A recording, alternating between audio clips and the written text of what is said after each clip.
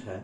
ऐसे तो जेई और नीट में भी इफेक्टिव एटॉमिक नंबर से क्वेश्चन पूछा जाता है, लेकिन यहाँ पर जो है सो हम लोग जो बात कर रहे हैं कि यह जो कंपाउंड जो दिया हुआ है कॉम्प्लेक्स कंपाउंड में, इस कॉम्प्लेक्स कंपाउंड में जो सेंट्रल मेटल एटम है, इस सेंट्रल मेटल एटम का जो है इफेक्टिव एटॉमिक नंबर हम कैसे कैलकुलेट करते हैं।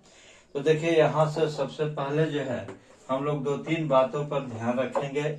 एक तो जो है सो इसका ऑक्सीडेशन नंबर, जो भी सेंट्रल मेटल एटम है उसका ऑक्सीडेशन नंबर, उसका एटॉमिक नंबर, इस पर जो है सो हम लोग ध्यान रखेंगे।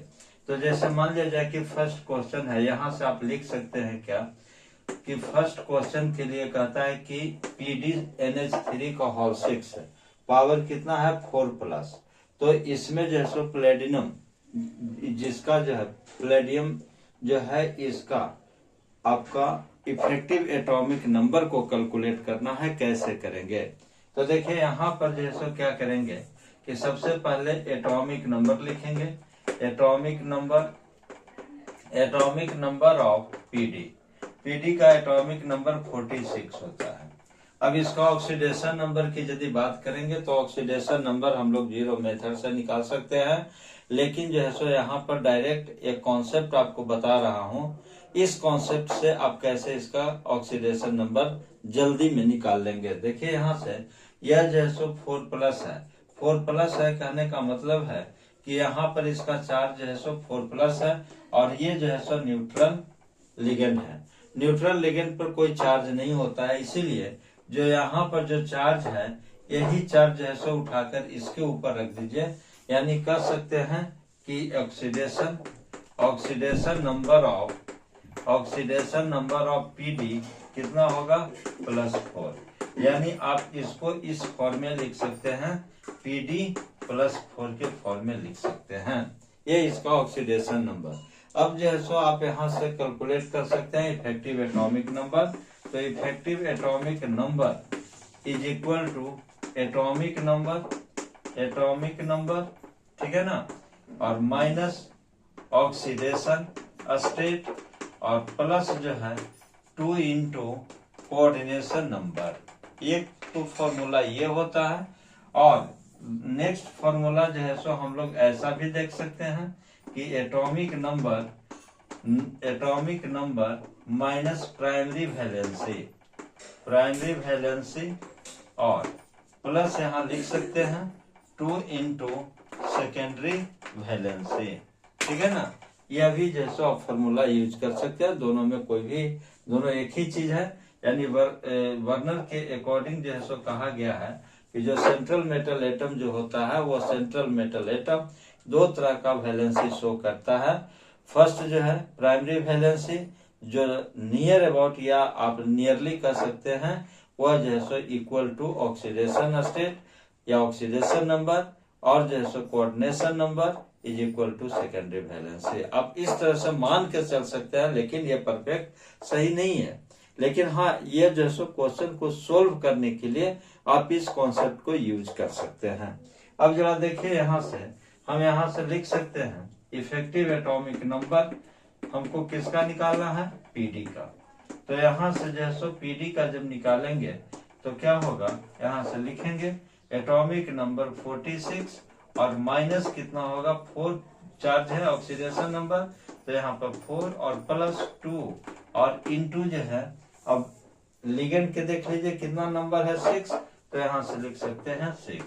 यानी यहाँ से लिख सकते हैं 44 और प्लस जो है सो कितना हो गया 12, यानी लिख सकते हैं यानी 56। यह जो है सो इफेक्टिव एटॉमिक नंबर।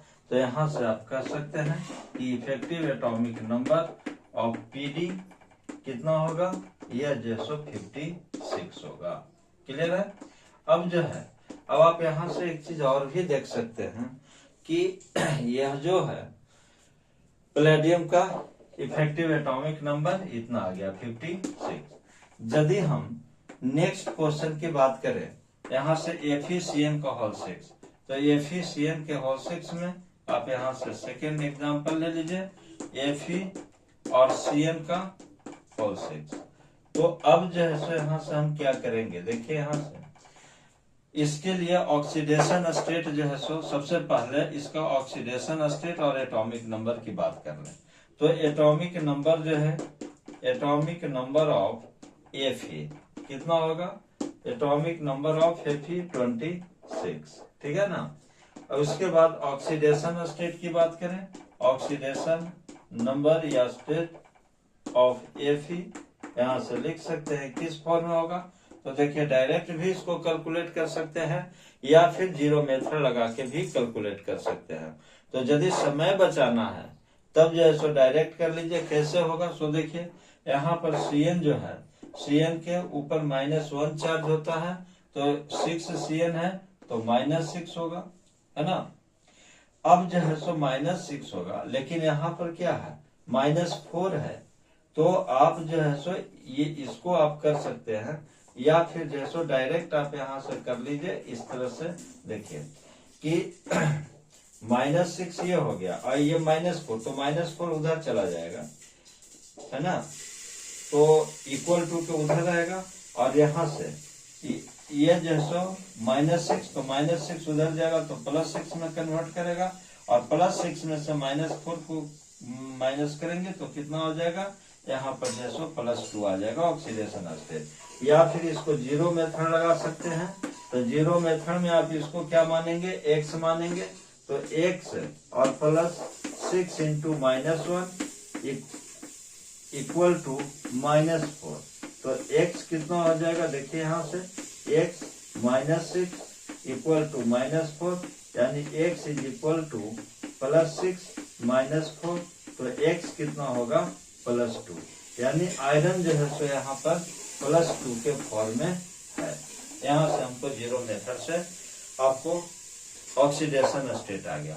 और ऐसे भी डायरेक्ट निकाल सकते थे। ये जो सो 6 माइनस ये जो सो इक्वल टू के उधर चला जाएगा तो उधर ही रहेगा तो -4, और ये जो सो -6 इक्वल टू के उधर जाएगा +6 में से -4 करेंगे आ जाएगा +2। तो ये इसका ऑक्सीडेशन स्टेट आ गया। यानी अब यहाँ से आप क्या कर सकते हैं? देखिए तो यहाँ से इसको निकालने के लिए अब जो है सो आयरन जो है सो किस फॉर्म में है, तो यहाँ से लिख सकते हैं कि आयरन जो है यह जो सो +2 के फॉर्म में है। तो इफेक्टिव एटॉमिक नंबर यहाँ से निकाल लीजिए। Effective atomic number of iron यहाँ से क्या हो जाएगा? देखिए यहाँ से लिखेंगे एटॉमिक नंबर 26 और माइनस कितना होगा? 2 इंटू 2 और यहाँ से 2 + 2। अब यहाँ लिगेंड कितना है? 6, तो यहाँ 6 करेंगे तो यहाँ से कितना होगा? 24 और -12 यानी कितना होगा? 36। अब ये जो 36 जो होगा इसी ग्रुप के जो इनर्ट गैस है, जरा देखिए। अब इनर्ट गैस की यदि बात कर ले तो इनर्ट गैस में देखिए हीलियम, नियोन, आर्गन, क्रिप्टॉन, जेनन और रेडॉन, ये जो है सो इनर्ट गैस है। देखिए तो ये हीलियम जो है ये फर्स्ट पीरियड का मेंबर है, और ये जो नियोन जो है ये सेकेंड पीरियड का मेंबर है, आर्गन जो है सो थर्ड पीरियड का मेंबर है, क्रिप्टॉन जो है फोर्थ पीरियड का, और ये जो जेनन जो है ये 5th पीरियड का मेंबर है, रेडॉन जो है सो क्या है? 6th पीरियड का मेंबर है। तो सबसे पहले जो है सो हम इसको इनर्ट गैस में देख लिए कि यह जो है सो कौन से पीरियड का मेंबर है। अब जरा आयरन की बात करें तो आयरन जो है सो 4th पीरियड का मेंबर है। Fe जो है सो 4th पीरियड का मेंबर है। इसका एटॉमिक नंबर देखिए तो इस इनर्ट गैस का एटॉमिक नंबर कितना होगा? तो इसका एटॉमिक नंबर 2, 8 ऐड करेंगे इसका 10 होगा, फिर 8 ऐड करेंगे 18, फिर 18 ऐड करेंगे 36, और ये जो होगा कितना? फिर इसमें जो है सो 86। अब जो है 18 ऐड करेंगे तो 54 होगा। तो जरा देखिए कि यहाँ पर जो है यह जो है सो जिस पीरियड का ये जो सेंट्रल एटम है इसी पीरियड का इनर्ट गैस को क्या है? क्रिप्टॉन। अब इसका एटॉमिक नंबर 36। तो इफेक्टिव एटॉमिक नंबर में कहता है कि इफेक्टिव एटॉमिक नंबर जो है वह जैसे उसी पीरियड जिस एलिमेंट का आप निकाल रहे हैं, जिस मेटल का आप निकाल रहे हैं सेंट्रल मेटल एटम का, वो जिस पीरियड का मेंबर होगा उसी पीरियड के इनर्ट गैस के इक्विवेलेंट उसका इफेक्टिव एटॉमिक नंबर आएगा। और जब इक्विवेलेंट एटॉमिक नंबर आएगा इसका मतलब है कि वह जो है सो इफेक्टिव एटॉमिक नंबर को फुलफिल कर रहा है, अदरवाइज वो फुलफिल नहीं कर रहा है, अकॉर्डिंग टू सिजविक नामक जो वैज्ञानिक ने यह बोला था। अब जो है सो यहाँ से देख सकते हैं कि ये 36 आया, इसका मतलब है कि यह जो है सो क्रिप्टन के एटॉमिक नंबर को यह जो है सो इक्वल है। इसका मतलब है कि यह जो है सो कॉम्प्लेक्स, यह जो कॉम्प्लेक्स जो है इस कॉम्प्लेक्स में यह एटॉमिक नंबर जो है इक्वल टू इनर्ट गैस। इसका मतलब है कि यह जो है सो इफेक्टिव एटॉमिक नंबर को ओवे कर रहा है, यानी फुलफिल कर रहा है। तो इस तरह से जो है सो हम इसका इफेक्टिव एटॉमिक नंबर का कैलकुलेशन जो है हमने यहाँ पर किया। अब जो है सो नेक्स्ट इसका एग्जाम्पल है, इस एग्जाम्पल को देख लेते हैं, ठीक है ना। तो थर्ड एग्जाम्पल जो है, थर्ड एग्जाम्पल में क्या कहता है सो देखिए यहाँ पर थर्ड में लिखता है FeCl का होल 6, लेकिन पावर कितना है -3। तो इस स्थिति में इसका जो है Fe का एटॉमिक नंबर कितना होगा, लिखेंगे एटॉमिक नंबर ऑफ Fe। अब जो एटॉमिक नंबर ऑफ Fe कितना होगा 26, लेकिन ऑक्सीडेशन स्टेट कितना होगा, या ऑक्सीडेशन नंबर जो है Fe का कितना हो जाएगा, देखिए यहाँ से ये -3 है, तो ये इससे जो है सो जब कैलकुलेट करेंगे तो इसका क्या आ जाएगा +3, यानी Fe जो है +3, मतलब लिख सकते हैं Fe जो है सो +3 के फॉर्म में आएगा। ऑक्सीडेशन स्टेट कितना होगा +3।